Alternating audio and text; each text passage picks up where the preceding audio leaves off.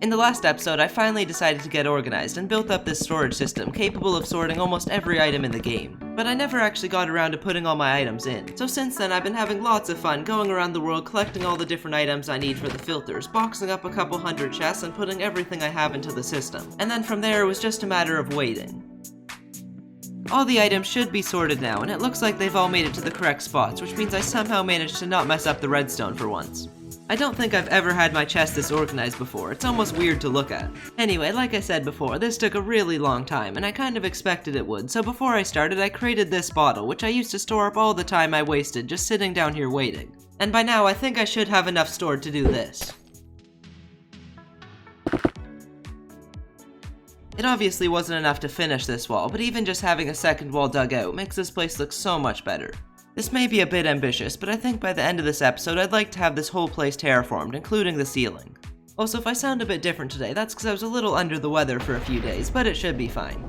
For the most part, the terraforming's fairly similar to the first one, where it's split up into a bunch of these different platforms, and whenever there's a bit of an overhang like right here, I added in a couple of these pillars to hold it up. But there's a few things that set this one apart. For starters, the bottom of this wall comes a lot closer to the water than the other side, and the reason for this is actually where the entrance to the cave will eventually be. And the closer I am to the bottom, the bigger my base will end up looking. Next up, if we head over to the right side of the wall, there's this really nice and open cave I found back here. And eventually when I start filling this place up with a bunch of different buildings, I think I want to turn this into some kind of smaller community, or maybe even a marketplace. And finally, as I'm sure you notice, in the bottom left corner there's a really big cave down here, which right now is just filled with a bunch of torch spam and a giant stalactite that I forgot to build the back of. But in a couple of episodes I have plans to turn this into something cool, which may or may not involve digging out yet another hole. But anyway, back to stuff we're actually going to be doing today. Over here we have this really tall section that to me just looks a little bit plain, so to fix that I want to try adding in a waterfall. So let's start by just adding in a bit of a river on the platform above it. There we go, and now we just need an actual source of water. And just like most waterfalls in Minecraft, that's just going to be a bunch of random water coming out of the wall that's connected to no body of water whatsoever. All the water's in now, but I feel like it might just be a little bit too straight, so let's just go ahead and stop it temporarily and make a few edits. So to make it look a little bit more interesting, what I want to do is make it so that the waterfall comes down and splits into 3 smaller sections. And doing that's fairly simple, all I need to do is build up a bit of a structure here to redirect all the water. In real life, the waterfall would probably just break through all this stone and turn back to exactly how it was before. But at the same time, all the water comes from about enough ice cubes to keep a drink cool, so I don't think logic matters too much. Anyway, let's see how it turned out. We should see one stream of water kinda going around the back, perfect, and then this one should split up into 2. Yeah, that didn't work.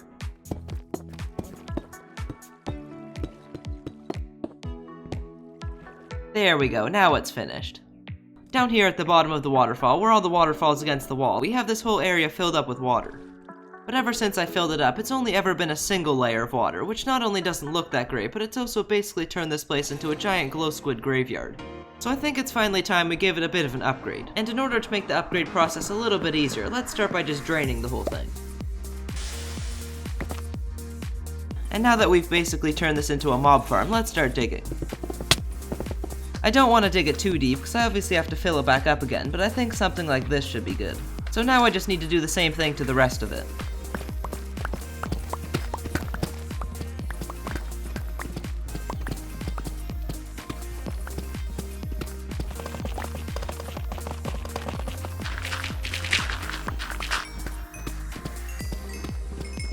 Alright, the first quarter of the river is now fully terraformed. From here, I could just go ahead and fill it back up again and be done with it, but that wouldn't take very long. And the longer I spend doing this, the longer I can avoid terraforming the walls, so let's do a bit of retexturing.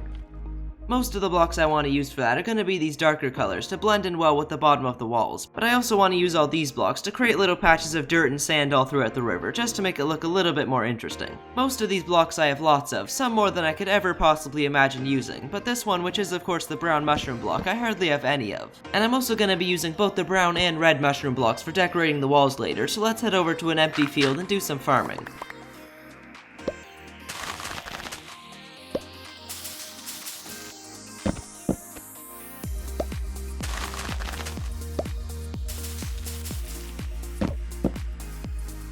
Just from that, I was able to get about a shulker box of each of the colors, which isn't a crazy amount, but I only brought 2 boxes, so I didn't have much room for more anyway. And now that we have all the blocks collected, we can start retexturing the river. Just like I said before, most of it's going to be made out of these darker grey colors, especially along the outside of the river. And then as we get closer to the center, I'll slowly transition into these browner colors, one of them being soul sand, which when we add the water back in will create some bubbles, which should look pretty cool. It's obviously not perfect, but it's all going to be covered in water, which will likely make it pretty dark. And you know what they say, if the place you're building is barely lit, it doesn't really matter if it looks like a bit of a mess. But this is just one tiny part of it. Now we need to do the same thing to the rest of the river.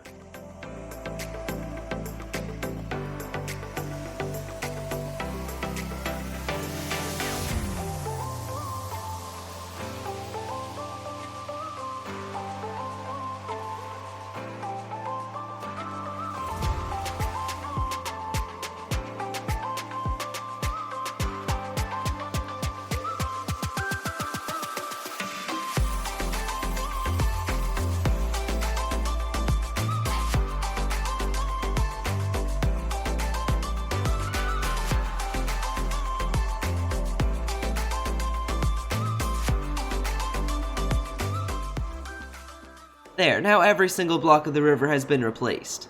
That was fun. Before we can add in all the finishing touches, we first need to fill it back up again, so let's do that real quick. And with all that done, the glow squid can now live down here without dying. Or at least some of them can.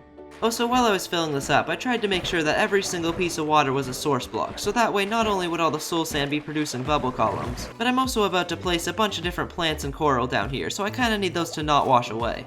But before I can start placing down any coral, I first need to actually get some coral, so let's head over to a warm ocean. And here we are. I know this isn't a hardcore series, but I think I should still be able to do this.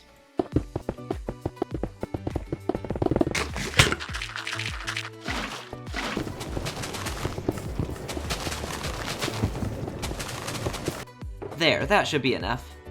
Because the river's so dark, if you look at it from a high enough angle, it really doesn't look any different than it did before, so before we head back to my base, I think I want to also pick up some sea pickles.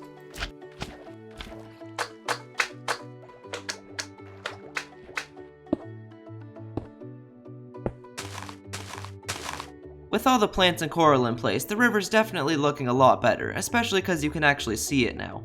I mean, I guess it's technically more of a moat than a river, but I'm just gonna keep calling it that anyway. But before we can call it finished, I also just want to add in a couple of lily pads, just so that there's a little bit more to look at from above. And I'll also mix in a few drip leaves as well, as not only do they kinda look more like lily pads than the actual lily pads do, but also so that whenever I ride a boat down here, I'm not destroying all the plants off the surface. But at the same time, that's probably the only time I'm ever gonna be riding a boat down here, so it doesn't matter too much. And with all those added, the river is now 100% complete. So I guess you could say I've now done my first live stream on this channel. But before we get back to work on the walls, today's October 14th, which means there's something else that needs to be done first. And that, of course, is the mob vote.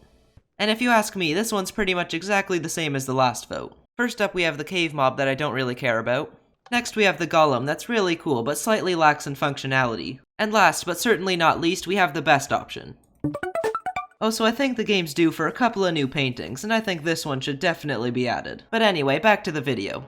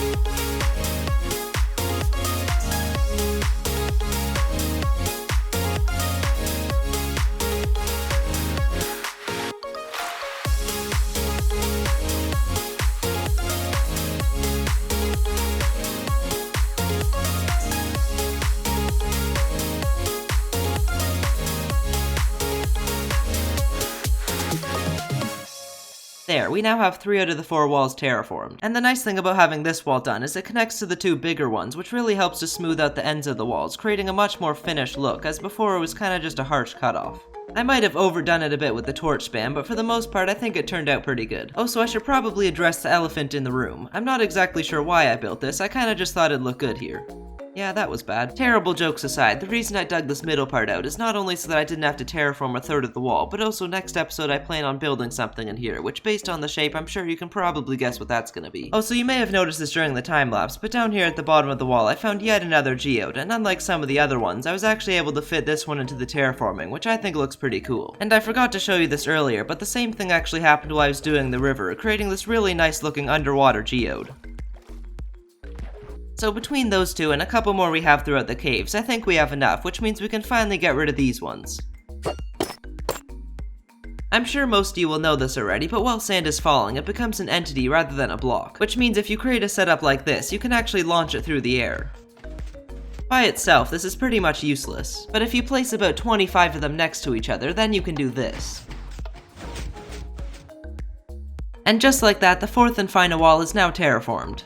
And speaking of the fourth wall, you may have noticed this last episode, but I've finally gone ahead and got myself a new mic. And since then, I've also added on a pop filter, which will help remove some of the popping sounds from P's and B's. So now if I ever need to pick a pumpkin from a perfectly plowed patch and place it parallel to my plethora of pickles in a perpendicular pattern, then I should sound at least a little bit better. And I'm just gonna pretend that only took one attempt to say. Anyway, while terraforming these 3 walls, not only have I gone through quite a few pickaxes, but I've also broken about 7 elytras just from flying back and forth, making sure it doesn't look terrible. So to fix those, usually what I do is head over to my guardian farm, but although it looks cool, pretty much every time I use it, at least one part of it breaks. And even when it is working, it's still pretty slow, so I think it's finally time we build a new one. But instead of building another guardian farm, this time I think I want to try building a warden farm, so let's head over to the deep dark.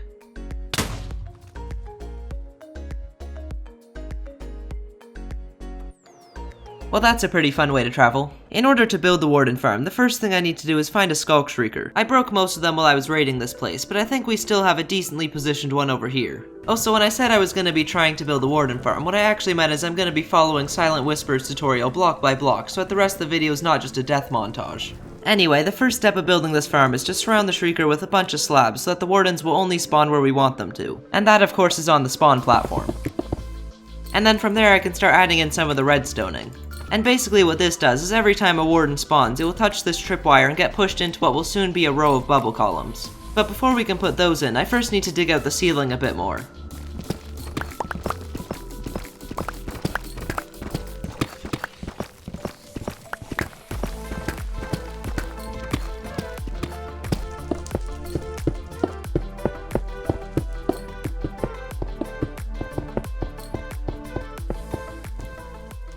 Alright, I now have the shaft for all the bubble elevators in place, so now I just need to fill it up with water. And to do that, I'll simply just break a few pieces of ice up at the top, and then fill it up with some kelp to turn all the flowing water into source blocks.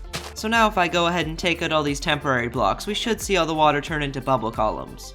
And from there, all that's left to do is put in our 3 trident killers, which of course is what's actually going to be killing the wardens. As you can see, all 3 of the trident killers are working, but how it's set up right now, the wardens obviously aren't going to be going into them. So to fix that, I'll place down another layer of blocks, add in a couple of water streams, and cover the whole thing in glass. Everything should be done now, so I guess it's time we start spawning in the wardens. And to do that, all I need to do is throw a trident on top of the shrieker, and it'll basically just set it off over and over again. So I guess I'll just throw that and run. I'm not 100% sure if it's working or not, because I can't actually see, but it kinda sounds like it is.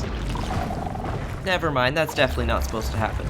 Alright, I've slightly modified the redstone, which should hopefully fix it, so let's try this again. So now whenever a warden spawns, we should see it get pushed right into the bubble column. Perfect. And if we head up to the top, we should see all the wardens being taken care of pretty quickly by all the trident killers. Yeah, I probably should have seen that one coming. If I use my camera account like a normal person, then you can actually see all the wardens being destroyed. The wardens themselves really don't drop that much XP, but every time one of them dies, they also drop a skull catalyst, which I imagine is where most of the XP will be coming from. After a bit of AFKing, most of my tools are repaired now, so I guess I better head back home and do some more terraforming. But before we start retexturing the 3 new walls, there's something I want to try doing to this one first. I feel like some parts of this wall, like this area over here, just look a little bit too empty. And since we picked up a bunch of these blocks earlier this episode, I think what I want to do is fill up some of these empty spaces with mushrooms. I'll mainly be using red mushrooms, as I feel like they contrast against this color palette really well, but I might as well sprinkle in a few brown ones, just so they don't all look the same. And to help with our torch spam problem, I can also just go ahead and hide a few lights inside the tops of the mushrooms as well. But yeah, I think those definitely make the wall look a lot better. But I won't be adding these to the rest of the walls until next episode, so if you have any suggestions to make them look better, or anything else you think I should put on the wall, just let me know with a comment. I'll likely also try to get this torch spam situation under control next episode, as looking at it could be considered torture. But there's still lots of work to get done this episode, so I guess I better get started.